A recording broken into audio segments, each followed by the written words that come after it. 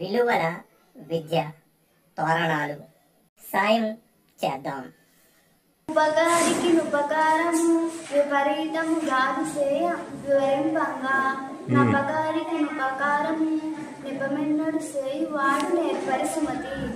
భావం, ఓ సుమతి, మనకు మేలు చేసిన వాడికి మేలు చేయడం సహజం, అందులో విశేషం లేదు. కానీ మనకి హాని చేసిన వారికి కూడా వారి అపకారాన్ని గుర్తు చేసుకోకుండా మేలు చేయగలవాడే నిజమైన నేర్పరి సుమ. సారాంశం: మనిషికి విషయ సంబంధమైన పరిజ్ఞానంతో పాటు వ్యక్తిత్వము, సద్గుణాలు ఎంతో ప్రధానమైనవి. అటువంటి సద్గుణాలు కలగాలన్నా, వ్యక్తిత్వ వికాసం కలగాలన్నా, భవిష్యత్తులో ఎప్పుడైనా ఏదైనా ఒక సమస్య ఏర్పడితే ఆ సమస్యను చూసి భయపడిపోయి నేల మీద పడిపోకుండా నిలబడగలగాలన్నా, వృద్ధిలోనికి రావాలన్నా మంచి గుణాలు, మంచి విశేషాలు కలిగి ఉన్న సత్పురుషుల యొక్క జీవితాలలోని సంఘటనలు జ్ఞాపకం ఉంచుకుంటే అవి కరదీపికలుగా భవిష్యత్తుకు ఉపయోగపడతాయి. సాధారణంగా లోకములో ఉపకారం పొందకుండా జీవించడం ఎవరికీ సాధ్యం కాదు. ఎవరైనా కూడా వేరొకరి వలన ఉపకారం పొందుతూ ఉంటారు. ఉపకారం చేయడం అంటే అవతలి వారికి ఏదో బాధ వచ్చినప్పుడో, సమస్య ఏర్పడినప్పుడో, కష్టం వచ్చినప్పుడో సహాయం చేయడం. అవతలి వారు చేసిన సహాయాన్ని జ్ఞాపకం పెట్టుకొని తీరాలి. మనం చేసే సహాయం ఎప్పటికైనా సందర్భానికి అనుగుణంగా ఉండాలి. ఎవరికైతే సహాయం అవసరమో అప్పుడు చేయగలిగిన సేవే నిజమైన సేవ. ఒక్కొక్కసారి జీవితంలో కావాలని కొంతమంది మనకి అపకారం చేసిన వాళ్ళు ఉంటారు. అపకారం అంటే మనకి నష్టాన్ని కలిగించడం. అపకారం చేసిన వారు అని తెలిసినప్పటికీ ఆయన కష్టంలో ఉన్నప్పుడు ఎవరు ఉపకారం చేయడానికి పరిగెత్తుకుంటూ వెళతాడో వాడు గొప్పవాడు. ఎందుకని అంటే క్షమించగలిగాడు కాబట్టి. క్షమించడం భగవంతుని యొక్క లక్షణం. క్షమించడం పెద్దల లక్షణం. ఆ క్షమించగలిగిన గుణం ఎక్కడ ఉంటుందో అటువంటి వారే అపకారం చేసిన వాళ్లకు కూడా ఉపకారం చేయగలుగుతారు.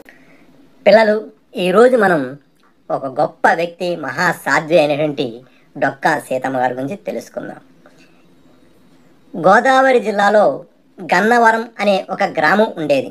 అక్కడ డొక్కా సీతమ్మ గారు ఒక మహాసాధ్వి ఉండేది. ఆవిడ నిత్య అన్నదాత. అందరికీ అన్నం పెట్టేవారు. ఎవరు కష్టములో ఉండి వచ్చినప్పటికీ ఆవిడ కడుపు నిండా పెట్టకుండా పంపేవారు కాదు. అటువంటి సీతమ్మ గారి ఇంటికి ఒకప్పుడు వరహాల శెట్టి అనే ఒక వ్యక్తి వచ్చాడు. ఆయన ముంబై నగరంలో ఉండేవాడు. తండ్రి పేరు ధనగుప్తుడు, ఐశ్వర్యవంతుడు. ఇతని పెద్ద కొడుకు లేక పుట్టాడేమో, చాలా గారాబంగా పెంచాడు. ఈ వరహాల శెట్టికి అనేక దుర్వ్యసనాలు అలవాటు అయ్యాయి. తండ్రిని బలవంతం చేసి తన ఆస్తి వాటా తీసుకొని ఆస్తినంతా ఖర్చు పెట్టేసి ఇక తన దగ్గర డబ్బు లేకపోతే దొంగతనాలు ప్రారంభించాడు. అతని భార్య, అతని కొడుకు ధనగుప్తుని దగ్గరికి వెళ్ళి ఆశ్రయం పొందారు. ఈయన ఒక్కడే ఉన్నాడు. దొంగతనాలు మరిగాడు, యథేచ్ఛగా తిరిగేవాడు. ఇతని ఒకనాడు రక్షక భటులు పట్టుకుని కారాగారంలో పెట్టారు. అయినా బయటకు వచ్చి దొంగతనాలు మొదలుపెట్టాడు. రక్షక భటులు వెంట తరుముతుంటే తప్పించుకోవడానికి ఆంధ్రదేశం వచ్చాడు. డొక్కా సీతమ్మ గారింటికి వెళ్ళి ఆవిడ ప్రతి పూట పెట్టిన భోజనం తిని కులాసాగా గడుపుతున్నాడు.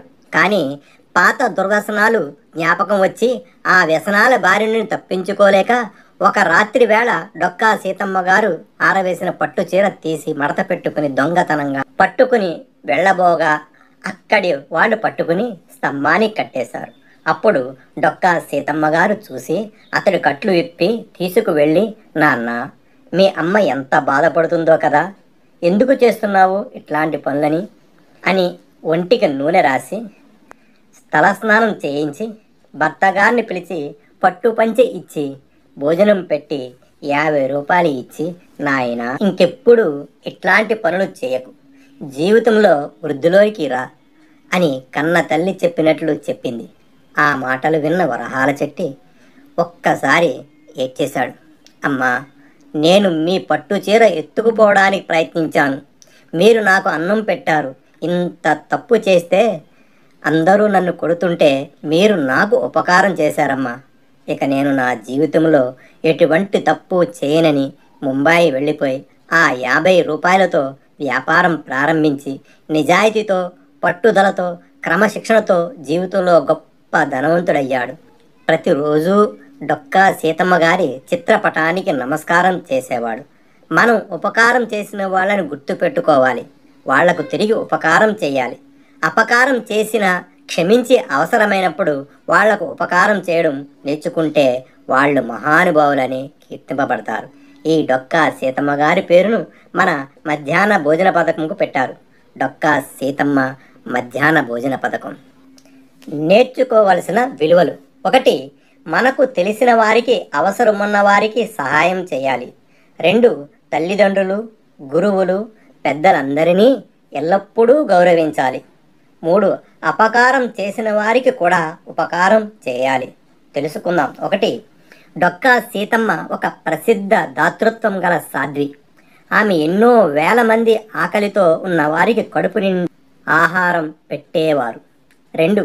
ఆమె తన జీవితం అంతా సత్కార్యాలకు అంకితం చేసి అన్నార్తులకు సహాయం చేయడంలో ముందుండేవారు. 3. ఆమెని అపర అన్నపూర్ణ అని అభిమానంగా పిలిచేవారు. 4. ఆమె దాతృత్వం వల్ల ప్రజలందరిలో ఎంతో గౌరవం పొందారు.